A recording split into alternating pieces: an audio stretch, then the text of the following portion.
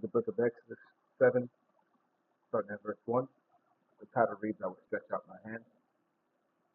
And the Lord said unto Moses, See, I have made thee a god to Pharaoh, and Aaron thy brother shall be thy prophet. Thou shalt speak all that I command thee. And Aaron thy brother shall speak unto Pharaoh, that he send the children of Israel out of his land. And I will harden Pharaoh's heart, and multiply my signs and my wonders in the land of Egypt. But Pharaoh shall not hearken unto you, that I may lay my hand upon Egypt, and bring forth mine armies, and with my people, the children of Israel, out of the land of Egypt by great judgment. And the Egyptians shall know that I am Yahweh. When I stretch forth mine hand upon Egypt, I will bring out the children of Israel from among them. And Moses and Aaron did as the Lord commanded them. So did they. And Moses was fourscore 3 years old, fourscore years old, and Aaron fourscore and 3 years old when they spake unto Pharaoh. Okay? For those of you who don't know the score is 20. 20 times 4 is 80. Aaron being the older brother was fourscore and 3, 83. Okay? And before we begin, I want to start by giving all praise, honor, and glory to Yahweh, Bahashem, Yahweh Shai, Bahashem, Rakah, Hadash, give honor to the apostles, elders, and bishops of great millstone who do well. Peace and salutations to the awesome doing the work in truth and sincerity. This is your brother Amawant Ariello, the GMS Camp, coming at you with another lesson. And today I wanted to go into the second Exodus, or the second deliverance of the children of Israel. Okay? As we read here in the book of Exodus 7 and 1, we read how the Heavenly Father, Yahweh, delivered the children out of Israel. Okay, but before he did, all right, the Lord wants to show his glory. Okay, in that situation. Right? So what did he do? In verse 3 it says that I will harden Pharaoh's heart and multiply my signs and my wonders in the land of Egypt. Okay, and the Lord did that. So he can strike fear in the hearts and in the minds of the other nations when they hear about the deliverance of the children of Israel. Okay, and to also to bring glory upon his name, to show that he is the only power that exists. Okay, there is no other power outside of our power, whose name is Yahweh, which means he exists. Okay, Bahashem Yahweh Shai being the name of his son, which means he is deliverance. Okay, so at the end of the day, once again, the Lord wants to show his power, okay, and his mercy. All right, what he's able to do. Okay. All right, it's the book of Daniel 4 and 17.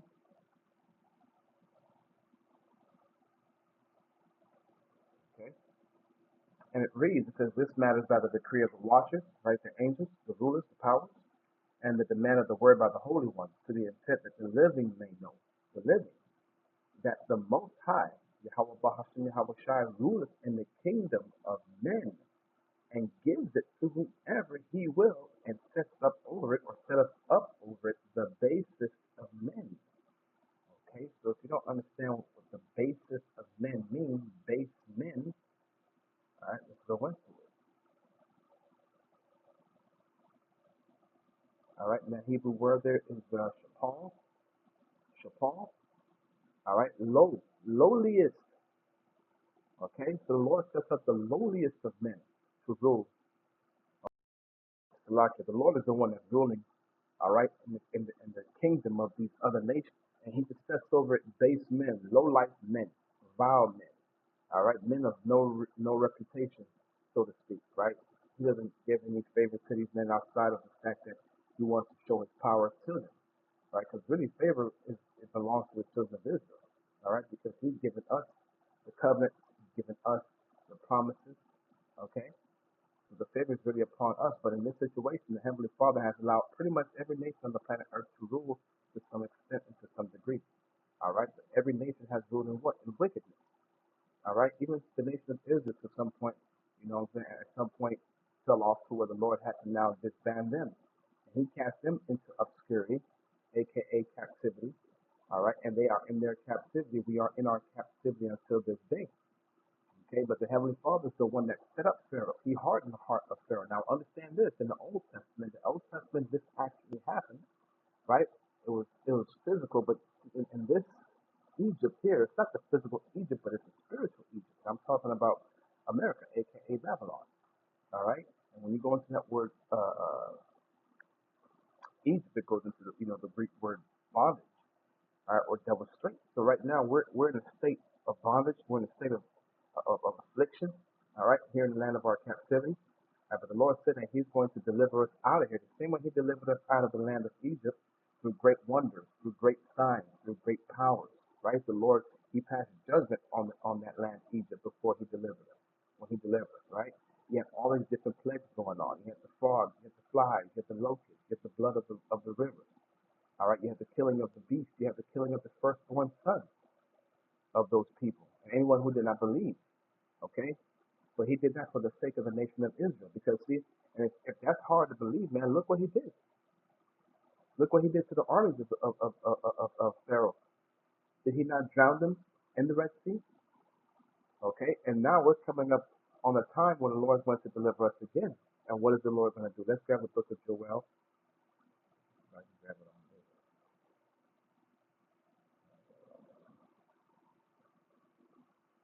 All right, the Lord, man, He'll destroy nations for His children, man. All right, all right. He'll pass judgment on these different nations just because they mess with us.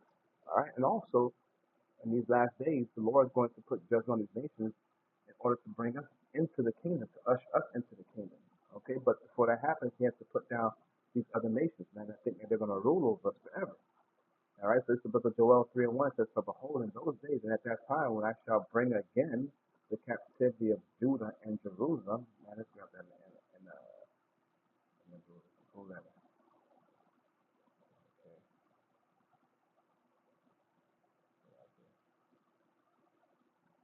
All right. Okay. That word I shall bring again. All right. That word is shawab, shawab, to return, turn back, to come back, to go back or undo. All right. To go back unto, to restore, to refresh, to repair, to bring back, to allow to return. So the Lord is going to allow us to return. Okay. For in those days and that time, the Lord is going to bring back or allow us to return. Okay. He's going to bring back the captivity of Judah and Jerusalem. So the Lord is going to gather all his children. He's going to set us back in that land. But before that happens, in verse 2, it says, "I will gather all nations and will bring them down to the valley of Jehoshaphat," which is the valley of judgment. And the Lord will judge, or it says plead, but that word plead really means judge. Will judge them there. For my people possess them, and my heritage possess them, whom they have scattered among the nations and parted my land. All right. So we see that the Lord, when He brings that judgment because of the children of Israel have been afflicted, okay, and they have cried out unto the Lord, and the Lord brings that deliverance, and He gives them salvation. The same thing that happened back then when Pharaoh was putting that hard work on us. And mind you, the Lord is the one that hardened Pharaoh's heart. He made Pharaoh put all that work on us, but it was only to show His power, so that these other nations would fear, all right, and not fuck with us. Because what happened when we went, I forget what it was, but we met up with Rahab the harlot. Did she not say that she heard of the fame of the children of Israel and what the Lord, what our power did to the Egyptians? You see? So what was that word they say here in Babylon? Your reputation proceeds. So the reputation of Israel proceeded them. It went forth before them. All right? So that these nations, when they saw them, they would fear. Okay? But you have some nations that did not fear, and they came up against the children of Israel. Okay? Such as Edom and Moab. Let me see if I can find that.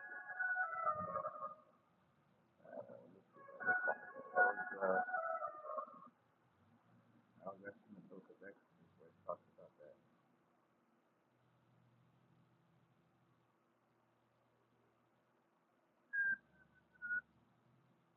Uh, Edom, Moab.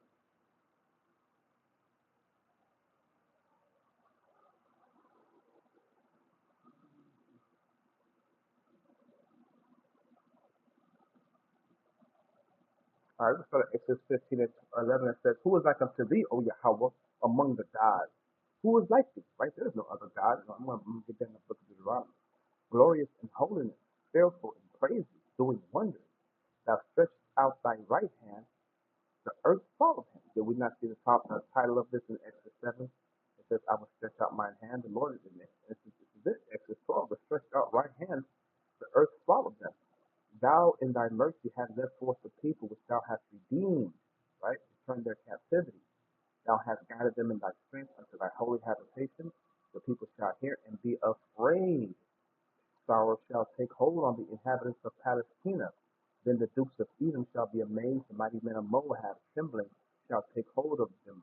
All the inhabitants of Canaan shall melt away. Fear and dread shall fall upon them by the greatness of thine arm. They shall be as still as the stone, till thy people pass over, O Lord, till the people pass over which thou hast purchased. You see what I'm saying? And that's the spirit. The way the Lord delivered us from all those great wonders, all those great signs, man, was to put fear in these other nations to, let them know he rules in the kingdom of men. All right, and the Lord's going to do the same thing again when he delivers his people a second time. All right, and we have just grabbed that. What the Lord's talking about. Well, did we grab that? No, I don't think we grabbed that yet. We haven't grabbed that yet. Okay, so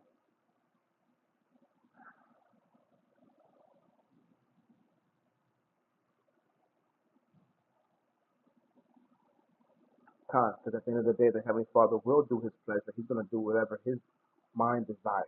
Okay, if He wants us to go through it, He wants us to be persecuted before we come into the kingdom, then that's what it's going to be. All right, it's His show, it's His movie.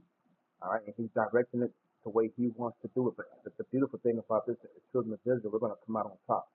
Okay, the book of Isaiah 48 and 12, it says, "Hearken unto me, O Jacob and Israel, my call."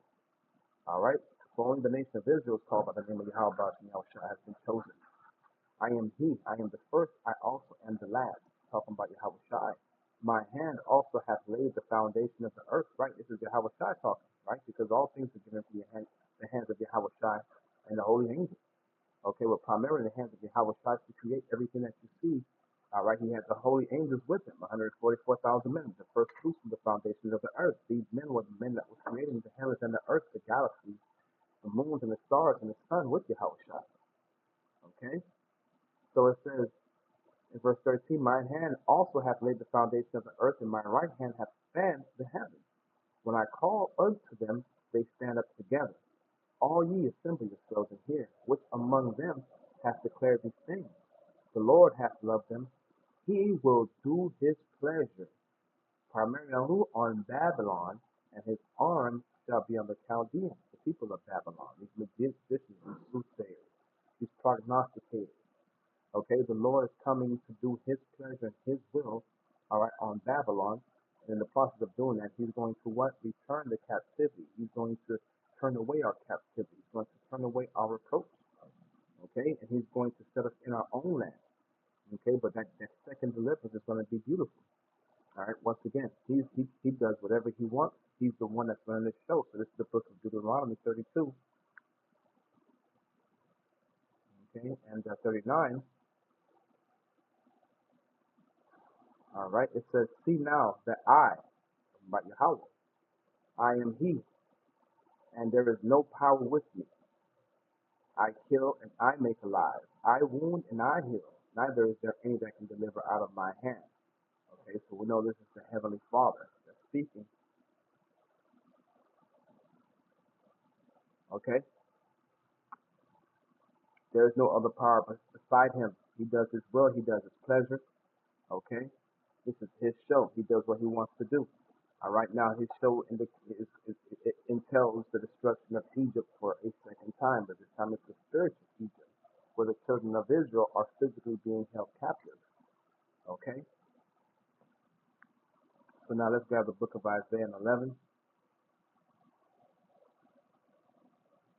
The book of Isaiah 11, starting at verse 10, it says, "And in that day there shall be a root of Jesse, which shall stand for an ensign of the people, to which shall a Gentile seek, and his rest shall be glorious." Talking about Yahweh Shai, he's from the root of Jesse. "And it shall come to pass in that day that the Lord will set His hand again the second time," right? The first time was in the book of Exodus, chapter 7, right? Right? go and on, talking about the deliverance of the children of Israel, but the Lord says he's going to do it again a second time to recover what? The remnant of his people, which shall be left from Assyria and from Egypt and from Pathros and from Cush and from Elam and from Shinar and from Hamath and from the islands of the sea. Right? Now it says he's going to recover the remnant because you got to understand a lot of people are going to die. When the Lord comes back, a lot of death is going to take place. World War III is going to be in play. You're going to have civil unrest. Okay? You're going to have nation against nation. You're going to have earthquakes, wild beasts, natural disasters. All right? A lot of things are going to be going on, but the ones who are left, the remnant, the Lord is going to give them salvation. Okay? And these are going to be the men that have been sighing and crying for all the abominations that be done in the midst thereof. Okay? And this is a beautiful thing. This is why we cry out to the Heavenly Father day and night. This is why we do these videos, so that we can be found worthy and also take the blood off our hands so we can receive salvation. How about you now, Shina? Okay? So this is actually an act of love. Scripture says that charity covers a multitude of sins. All right? So we're coming in a stead of love for the elect in hopes that, they wake up and they return back to their power, okay? And be washed and renewed in the mind. So with that, I hope this lesson was edifying. Your Heavenly Father is going to give us salvation a second time. He will set his hand